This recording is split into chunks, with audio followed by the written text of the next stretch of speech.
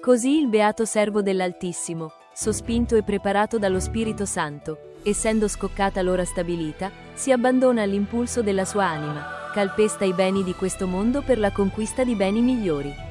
D'altronde non gli era più permesso differire, una epidemia mortifera si era diffusa ovunque, paralizzando a molti le membra in modo tale che avrebbe tolto loro anche la vita, se il medico avesse tardato anche solo per poco. Francesco pertanto balza in piedi, fa il segno della croce, appronta un cavallo, monta in sella e, portando con sé panni di scarlatto, parte veloce per Foligno. Ivi, secondo la sua abitudine, vende tutta la merce, e, con un colpo di fortuna, perfino il cavallo.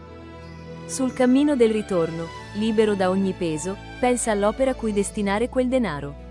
Convertito a Dio in maniera rapida e meravigliosa, sente tale somma troppo ingombrante, la portasse pure per un'ora sola.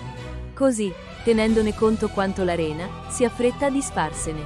Avvicinandosi ad Assisi, si imbatte in una chiesa molto antica, fabbricata sul bordo della strada e dedicata a San Damiano, allora in stato di rovina per vecchiaia.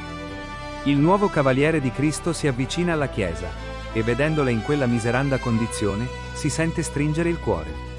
Vi entra con timore riverenziale e, incontrandovi un povero sacerdote, con grande fede gli bacia le mani consacrate, gli offre il denaro che reca con sé e gli manifesta i suoi proponimenti.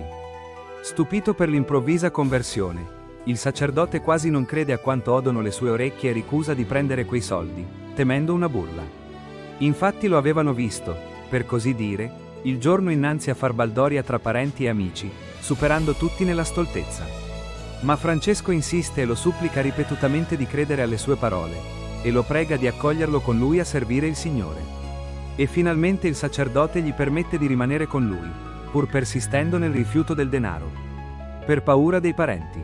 Allora Francesco, vero dispregiatore della ricchezza, lo getta sopra una finestrella, incurante di esso, quanto della polvere.